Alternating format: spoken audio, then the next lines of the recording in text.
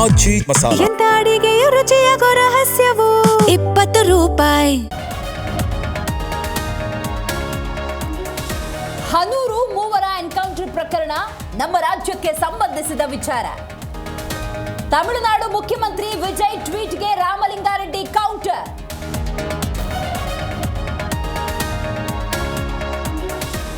ಬದುಕುಳಿದ 4ನೇ ವ್ಯಕ್ತಿಯ ಸುಳಿವಿಲ್ಲ. ಕಾಣೆಯಾದರೂ ಶೂಟೌಟ್ ಅರಣ್ಯಾಧಿಕಾರಿಗಳು. ಹನೂರು ಎನ್ಕೌಂಟರ್ ಅನುಮಾನಗಳ ಹುತ್ತ.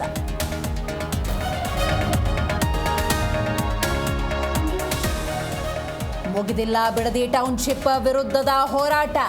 ಫಲವತ್ತಾದ ಭೂಮಿಯ ಅಲ್ಲವೆಂದು ಸರ್ಕಾರದಿಂದ ಸುಳ್ಳು ಮಾಹಿತಿ. ಜೆಡಿಎಲ್ಪಿ ನಾಯಕ ಸುರೇಶ್ ಬಾಬು ವಾಗ್ದಾಳಿ. ಬೆಂಗಳೂರು ಕಲಬುರಗಿ ಸೇರಿ 13 ಕಡೆ ದಾಳಿ. ಕೆಪಿಎಸ್ಸಿ ಮಾಜಿ ಅಧ್ಯಕ್ಷ ಶಿವಶಂಕರಪ್ಪ ಮನೆಯಲ್ಲಿ ಇಡಿ ಶೋಧ. ಅಕ್ರಮ ನೇಮಕಾತಿ ಹಗರಣದಲ್ಲಿ ಬಿಸಿ.